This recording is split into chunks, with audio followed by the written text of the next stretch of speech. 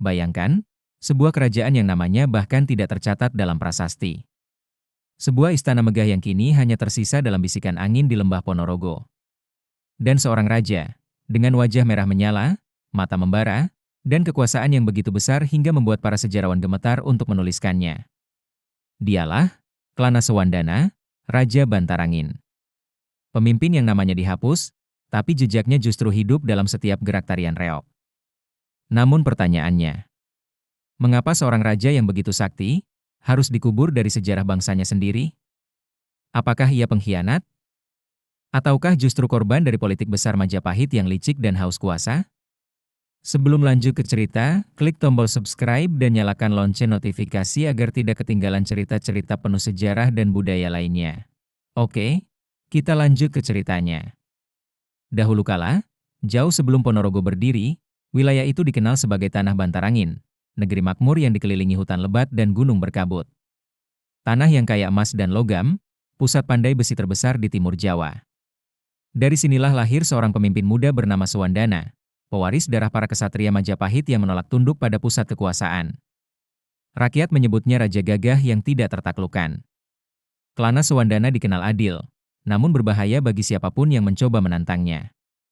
Ia memimpin dengan kekuatan magis dan wibawa luar biasa. Burung Garuda yang menjadi lambang kerajaannya disebut-sebut mampu terbang membawa pesan hingga ke pesisir utara. Namun di balik kejayaannya, muncul satu ambisi yang kelak menghancurkan segalanya, hasrat cinta dan kekuasaan. Kabar tersebar bahwa di kerajaan Kediri, hiduplah seorang putri yang kecantikannya meluluhkan hati banyak raja, Dewi Songgolangit. Ia bukan hanya cantik, tapi juga cerdas dan berpengaruh. Ia menolak semua lamaran dari kerajaan besar, termasuk dari penguasa Majapahit dan Raja Pesisir Belambangan. Klanasewandana mendengar kabar itu. Ia mengirim utusan, membawa persembahan, permata, kuda, dan senjata emas. Tapi Songgolangit menolak. Ia berkata dengan tenang, "Aku tak ingin menjadi istri seorang raja yang hanya mengandalkan kekuatan." Kata-kata itu menghantam harga diri Sewandana. Ia bersumpah di depan istananya. "Jika cinta tidak bisa diraih dengan kehormatan, maka akan kuambil dengan kekuasaan." Namun ia tidak sadar, sumpah itu didengar oleh para mata-mata Majapahit yang telah lama menunggu momen untuk menyingkirkannya. Majapahit pada masa itu sedang rapuh. Banyak kerajaan kecil mulai menolak upeti. Bantarangin dianggap ancaman, karena kekuatannya menguasai jalur logam dan pandai besi di timur Jawa. Patih Gajah Mada yang sudah menua tahu, Sewandana terlalu berbahaya untuk dibiarkan. Maka lahirlah rencana licik. Gunakan cinta sebagai perangkap. Sebuah undangan palsu dikirim, seolah berasal dari Kediri, yang mengajak Klanasewandana datang untuk melamar Dewi Songgolangit secara resmi. Ia datang dengan pasukan megah, membawa barisan prajurit bertopeng singa, dihiasi bulu merak, dan topeng merah menyala yang melambangkan keberanian. Tapi begitu rombongan tiba di batas Kediri, mereka diserang dari segala arah. Raja Sewandana terluka parah. Ia bertempur dengan amarah, menebas musuh satu persatu dengan tombak pusaka Kiai Singabarong. Namun dalam pertempuran itulah, ia melihat sesuatu yang membuat darahnya berhenti mengalir. Dewi Songgolangit berdiri di antara pasukan Kediri. Bukan sebagai sandera, tapi sebagai pengkhianat. Darah, cinta, dan kehancuran menyatu malam itu. Sewandana jatuh tersungkur di tanah, menatap wajah Songgolangit yang menolak menatap balik.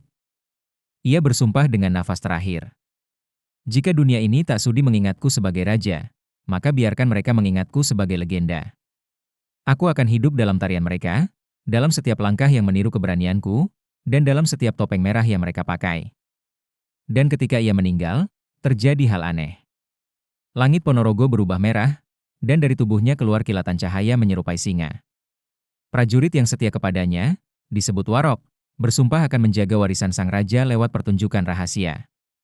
Mereka menari, bukan untuk hiburan, tapi untuk mengenang pemberontakan yang gagal. Bertahun-tahun kemudian, tarian itu mulai dikenal dengan nama reog. Di balik gerakan gagah dan topeng-topeng besar, tersimpan simbol perlawanan. Singa barong melambangkan kekuatan dan amarah Raja Sewandana. Merak di atas kepala singa melambangkan Songgolangit, keindahan yang menjinakkan kekuatan. Warok melambangkan rakyat Bantarangin, para kesatria yang setia walau kerajaan mereka telah hancur. Namun kerajaan besar tidak suka simbol itu.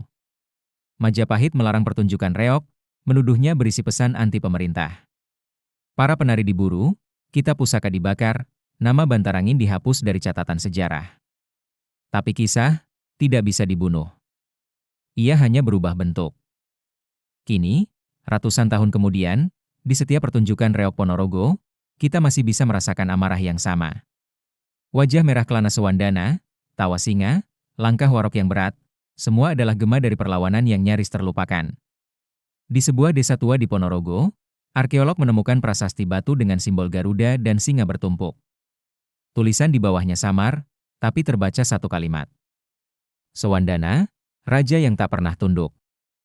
Para sejarawan bingung, tidak ada kerajaan bernama Bantarangin dalam naskah Majapahit. Tapi rakyat tahu. Setiap kali reok dimainkan, raja itu hidup kembali. Namun di akhir penelitian, seorang sejarawan muda menemukan naskah langka di arsip Belanda abad ke-18. Isinya mengejutkan. Nama asli, Klana Sewandana, bukan tokoh fiktif, tapi gelar untuk seorang jenderal Majapahit yang memberontak karena menolak korupsi istana.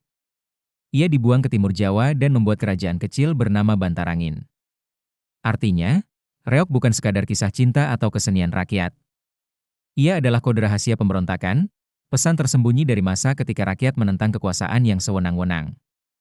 Dan mungkin, alasan nama Klana Sewandana dihapus dari sejarah bukan karena ia jahat, melainkan karena ia terlalu berani berkata benar.